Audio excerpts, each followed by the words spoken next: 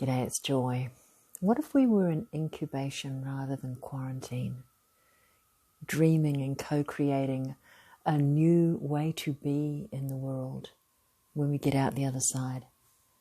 Because there's going to be work to be done, and it's not easy to disrupt existing old boy systems.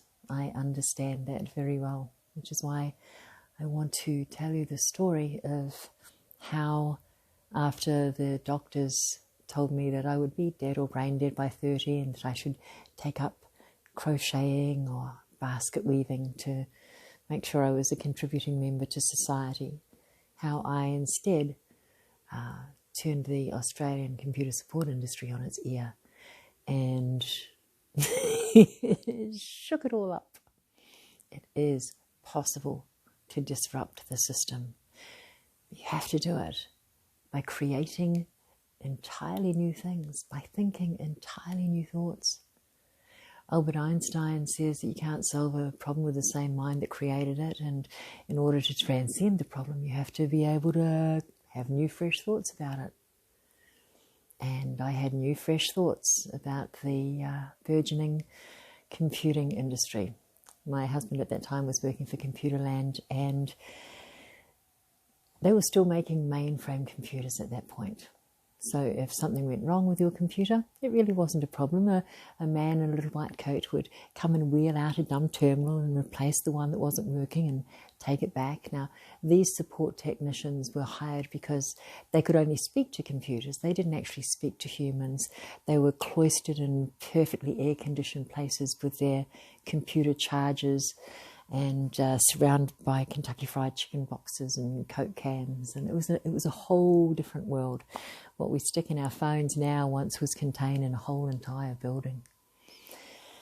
But then came the day when the first personal computer came onto the market, and for the first time, end users, you and I, had the ability to make changes. And here's the thing. They were still churning out mainframe technicians.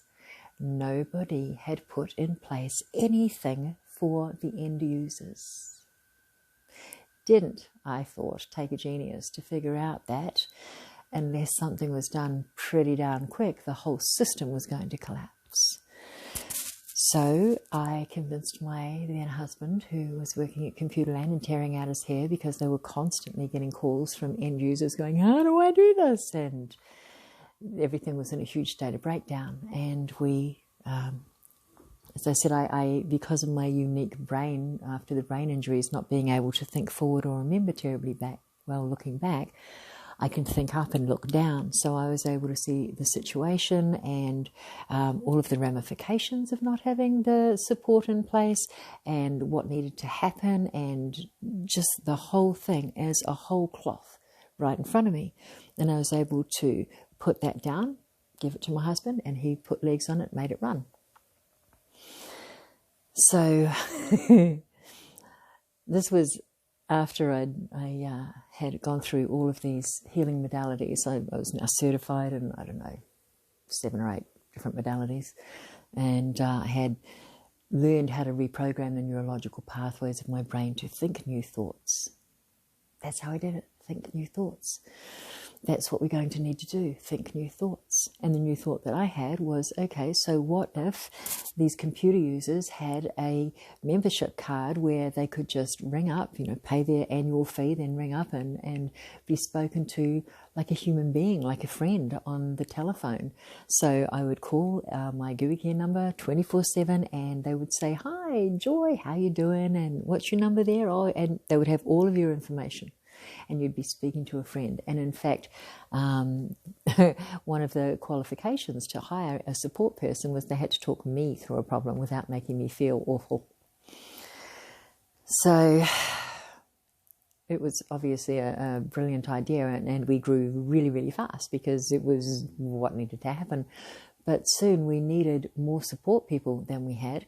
And we didn't have the funds to hire them. I mean, I started that company with a $30 government check that bounced. So, we were not flush. There was no money to spare.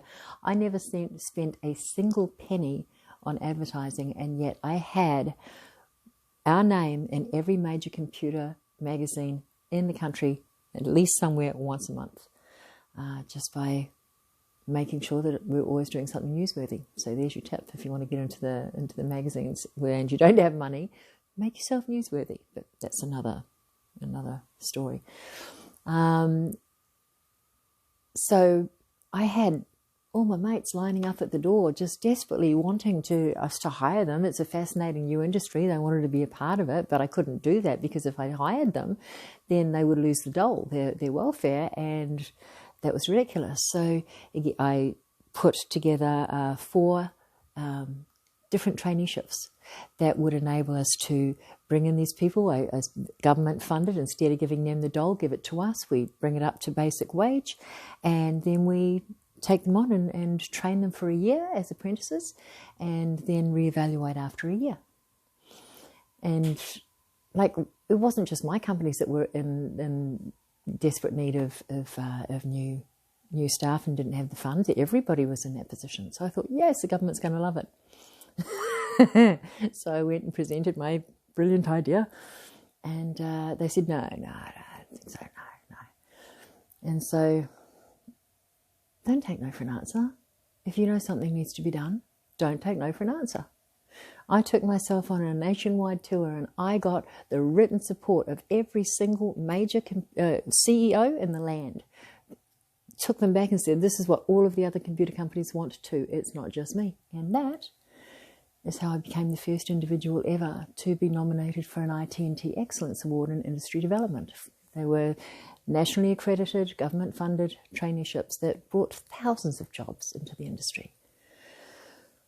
We need to be thinking along these lines. More and more jobs are going into automation.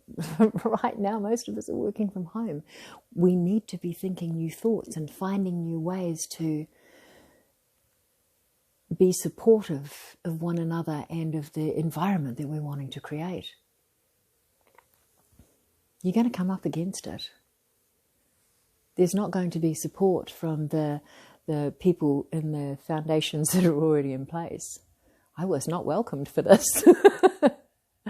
I remember standing in front of the Director General of Health, the second highest politician in the land, and I had created a proposal that would enable 45% saving for every 1,000 PCs.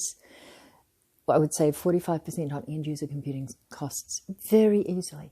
And I came and I proudly presented this amazing proposal. And do you know what he said? You know, I've had a hard-on ever since you walked into the room. Old Boys Network, not easy to get around. You know, I did another proposal to an auditorium filled with CEOs from federal and state governments and corporates. Again, on how to save millions of dollars, millions in end-user computing support costs. I walk out and I hear, that's what happens when you let a woman out of the kitchen. It doesn't matter what they say. They will hate you for bringing in new things. And you know what? It doesn't matter. It doesn't matter. What matters is that we learn to think new thoughts and implement new ways of being that fit in with the world that is now happening. You know, yes, I presaged great change, but I wasn't the one that created it. I was just the one bringing solutions and pointing out, hey, it's not working anymore. Now we need to do that again. There are genius minds out there. I have huge privilege of knowing people like Daniel Schmachtenberger and just like the people in our community. We can do it. We can create a new world. And we must do it because we can't go back to the old one. So, how can we best support one another in visioning the structure of how we want this next grandest version of us all and our worlds to look?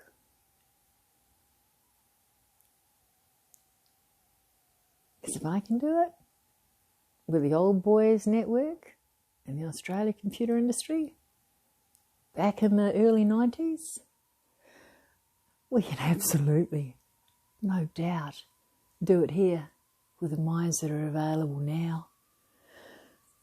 So let's use this incubation period to come together and create new thoughts, new worlds, new ways of being. Thank you for listening.